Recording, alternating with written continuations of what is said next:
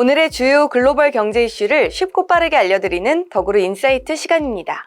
자율주행, AI 등 과학기술이 빠르게 발전하면서 인간들이 누리는 삶도 참 편리해졌습니다. 그런데 이 모든 기술은 제도가 뒤따라주어야 그 기술이 빛을 발하게 되죠. 삼성전자의 자회사 하만 인터내셔널이 미국 규제 당국의 자율주행 통신 기술인 CV2X 관련 규칙 제정을 서두르자고 주문했습니다. 중국과 비교해 더딘 기술 도입을 지적하고 안전한 도로 환경을 보장하기 위해 이 CV2X가 중요하다고 거듭 밝힌 겁니다. 톰무니 하만 대관 담당이 6일 미국 매체 피어스 일렉션즈에 FCC는 CV2X 규칙 제정을 마무리하고 업계를 위해 명확한 방향성을 제공해야 한다고 전했는데요. 이어 이러한 안전 솔루션은 미국 전역 모든 운전자와 도로 이용자에게 도움이 된다면서 CV2X 배포에 대한 정부 정책은 공공, 민간의 협업 촉진과 5세대 네트워크 보급 가속화, 스마트 인프라 투자 규모 확대, 파일럿 프로젝트의 활성화를 불러온다고 덧붙였죠. CV2X는 차량 간 통신과 차량 간 보행자 간 통신, 차량 인프라 간 통신을 아우르는 기술입니다. 이동통신망을 활용해 차량과 보행자 등에 필요한 도로 관련 주요 정보를 수집합니다. 교통 혼잡과 사고를 줄일 수 있는 획기적인 기술로 꼽히고 있죠. 미국 교통부에 따르면 연평균 600만 건의 자동차 사고가 발생하며 이 교통사고로 미국이 지불하는 비용은 약 5천억 달러에 달합니다. 하만은 이를 해결하려면 CV2X 도입이 시급하다고 주장했는데요. 미국에서는 이 CV2X가 널리 활용될 시 매년 최소 60만 건의 충돌 사고를 예방할 수 있다는 연구 결과도 있습니다. 문제는 CV2X를 도입하기 위한 법 제도적 기반이 전혀 마련되지 않았다는 점입니다. 미국 연방통신위원회는 2020년 상위 30MHz 폭을 CV2X에 할당하는 주파수 용도 변경안을 발표했지만요. 아직 최종 규칙은 확정되지 않았습니다. 또 CV2X 솔루션을 테스트하고 공급하는 데 필요한 인증도 전무하죠. 과연 자율주행 기술의 미래는 어디로 가는 걸까요? 오늘의 찬스 이정원 한양대 경제금융대학 교수가 알아봤습니다.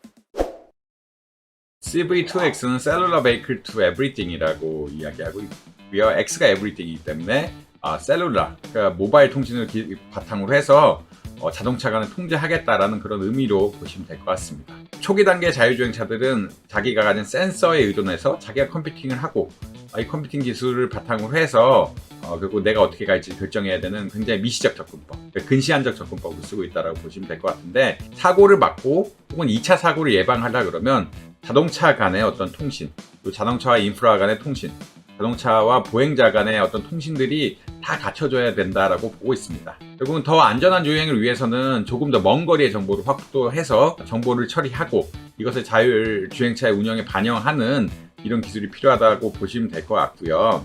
자동차의 안전을 높이고 교통 효율성을 증대시키고 무선 통신 같은 것들을 발전시키겠다는 개념으로 보시면 될 것 같습니다.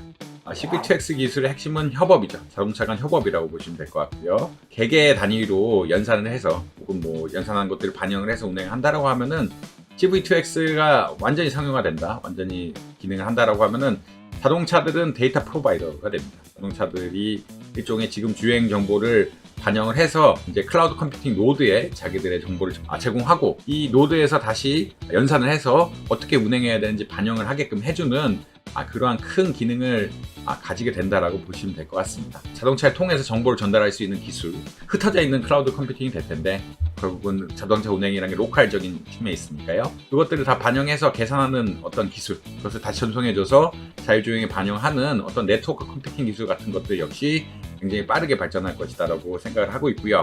이러한 기술을 바탕으로 해서 결국 목적하는 바는 운전의 효율성, 그러니까 차량과 차량 간의 어떤 거리라든지 차량과 차량 간의 어떠한 순서, 보행자의 어떠한 행동을 반영해서 속도를 조절한다든지 이런 것들을 통합해서 관리하는 효율성을 높임과 동시에 안전성을 높일 수 있는 이런 기술들을 만들고자 한다라고 보시면 될 것 같습니다.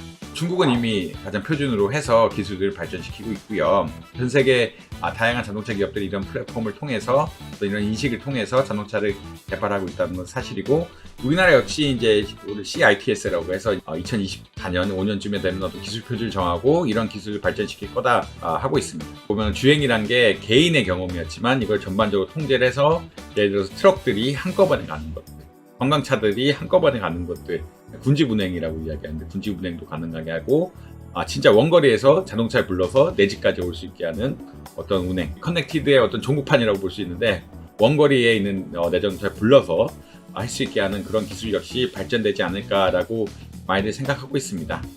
결국은 자율주행이란 것이 그러니까 내 차의 자율주행도 문제가 되지만 내 차와 이제 다른 차와의 협업 이 결국은 효율성을 높여줄 것이라는 큰 개념 하에서 CV2X가 발전하고 있고요.